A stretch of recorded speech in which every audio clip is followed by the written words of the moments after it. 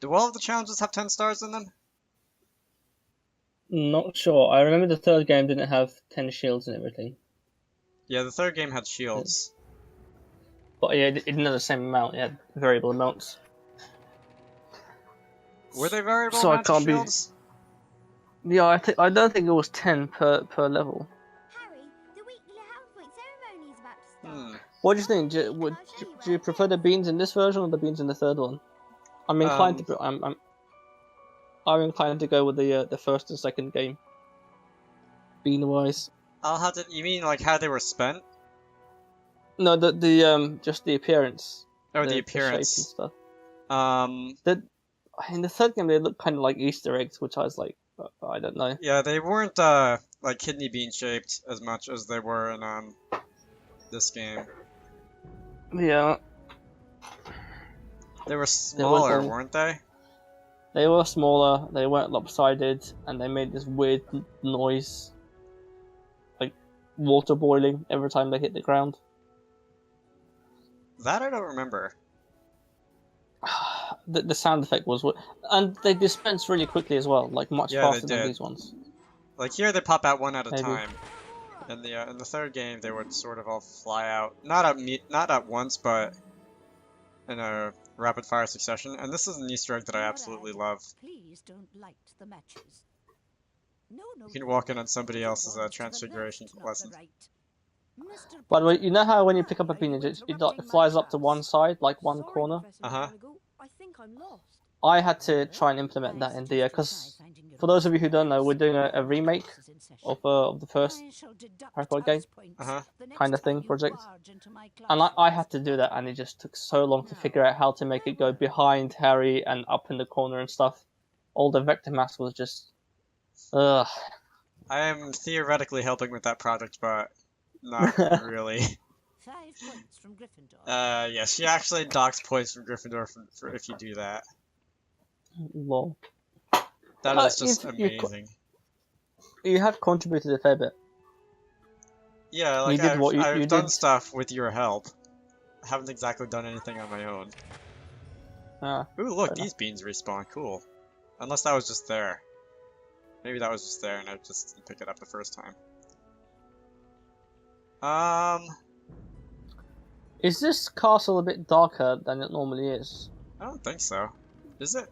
Because it looks like sort of bluish in that corner. Some areas look dark, some areas look kind of lighter. Bluish? Oh, it does kind of look bluish in this corner. Yeah. This wall's light though. I don't know. I'm wondering if it changes depending on like what time of day it is.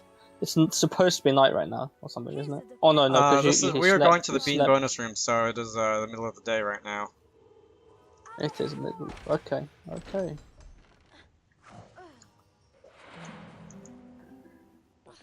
I still want to know why that one Nintendo button wasn't working in the British Simple Challenge. That was annoying.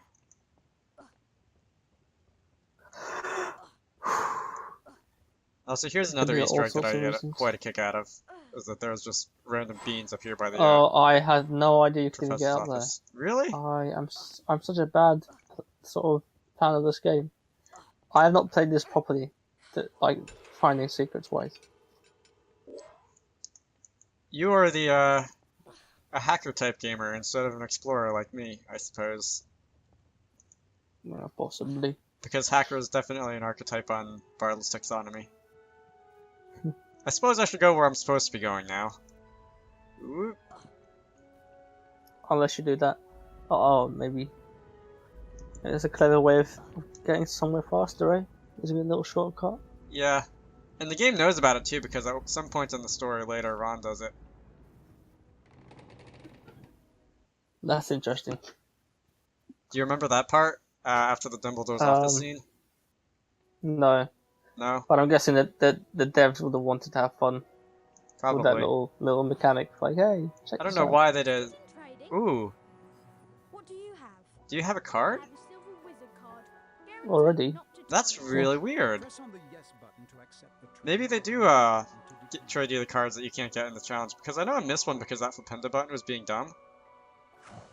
Thank you, Harry. That is really interesting. I did not know that. I haven't got anything to play at the moment. No, just need to run the command to summon a bunch of beans, and you're good to go. Well, I'm gonna do that in a minute anyway. It's called the Bean Bonus Room. Okay. Of course, I'll be getting like 5 seconds fewer than I would normally because I ran into McGonagall's Transfiguration classroom.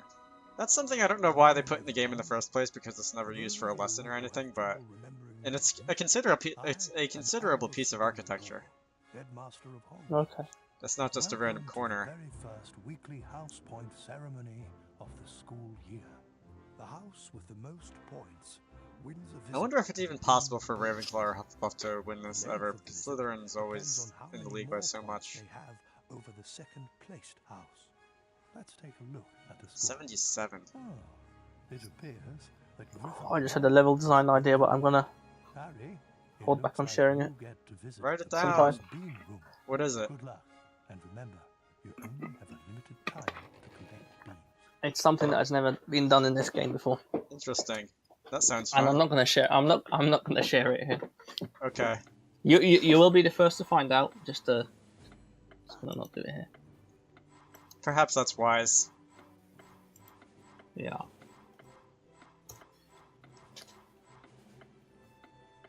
I forget what the most amount of points it's possible to have in the stage in the game is.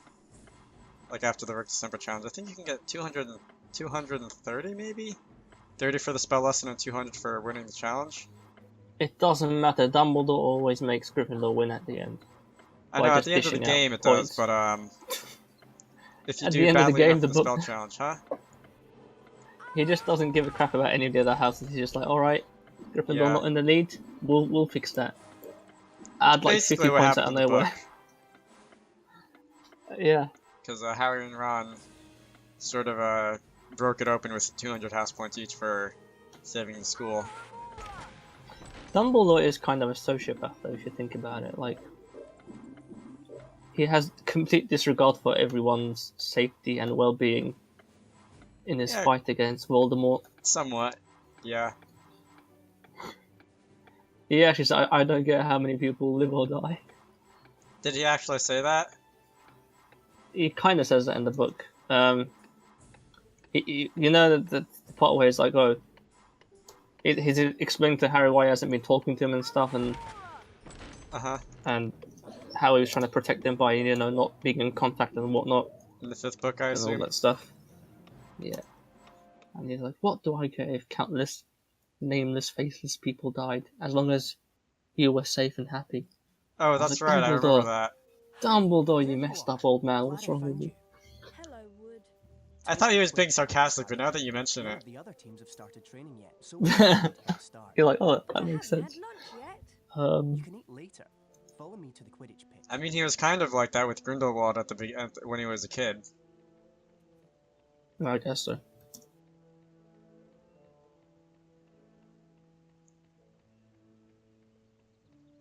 Oh look, this respawned. That's right, there are separate maps for the daylight and the daylight and night maps. I like how there's this this Ravenclaw guy standing right where that opens up. Too bad he doesn't react if you find the secret though.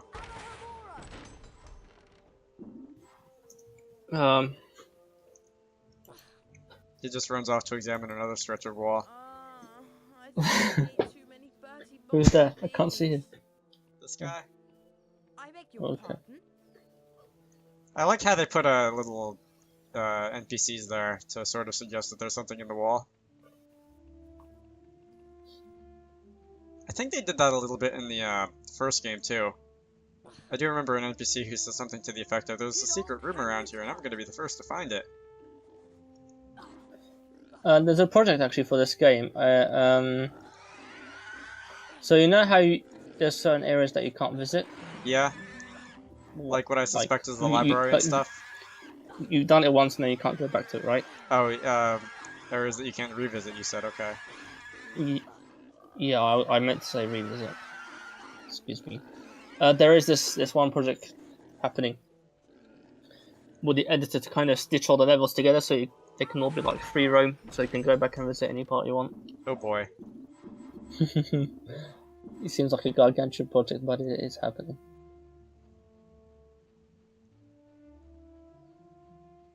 That's kind of exciting. Yeah. Sort of a open Hogwarts sort of thing. Kind of, yeah. But I feel sorry. But it's for this game, the Chamber of Secrets. Yeah. I feel sorry for the guy who's doing it because the editor, Unreal Engine 1, is just really badly optimized for massive worlds. Yeah. And it just starts glitching like hell at some point. Listen up, Harry. We're going to make sure we win open world games were not really a thing that people were, unless you're Bethesda, but they were not really a thing that people were concerned with at this point in gaming history, I don't think. Did those even exist back in 2001 and stuff in 2000? Well, there was Truly like the open Elder world Scrolls games. Daggerfall and stuff, which were technically open. I don't think there were no loading screens, but they were, you could go anywhere, at least. Okay.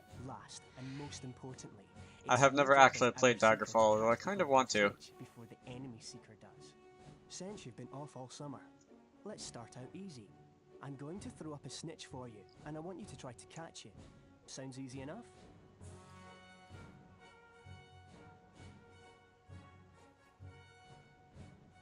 Any idea how long the development cycle for this game was?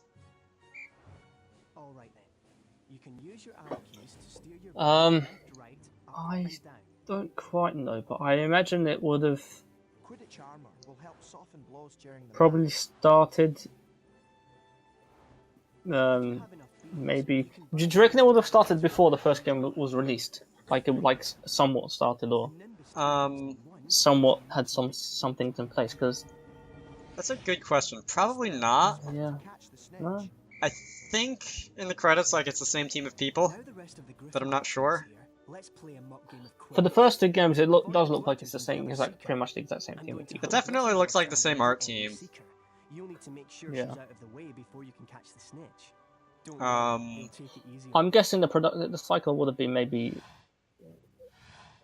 between a year and a half. I don't know. So when was the first game released? It was 2001, right? And this was wasn't it? Same as the first movie. I know the first movie came out in 2001, and I think Old HP for Steam shared something that was like kind of a post on what the development cycle of the first game was and how they didn't really have maps of the actual Hogwarts to go off of. Which is why this was released in 2002, so I guess it would have been less than a year. Less than a year. I'm interested to know when like the demo or something would have came out for this game, because that would have been like really early stage stuff without like not properly fleshed out. Yeah, I forgot about the demo too. That was just the basically the physics engine and the spell system. Yeah. If you can even so call it a physics I was just wondering how long after that the game came out, because then we'd have an idea. I think the demo came out in like February, and the game came out in... Don't look now, but here comes the Slytherin team. I don't believe it. I booked the pitch for today. 404. B-sword. Yeah, my instincts tell me, and that is something seriously flickering through Malfoy's face. My instincts tell me it would have been like the second half of the year, but I don't know for sure. So you know when the demo came out, right? I have a rough idea. I'm pretty sure the date on it when I downloaded it and played it was there's somebody just floating in the air. It's February. For the second game, is it? Yeah. Oh, February. Okay. Unless was it called the E3 demo by any chance? Or am I thinking of that a was game? I've seen an E3 demo for the first game. Oh, that was the first game. Yeah, and it had like all sorts of awesome sort of particle effects on the beans and stuff, and everywhere really. Mudblood,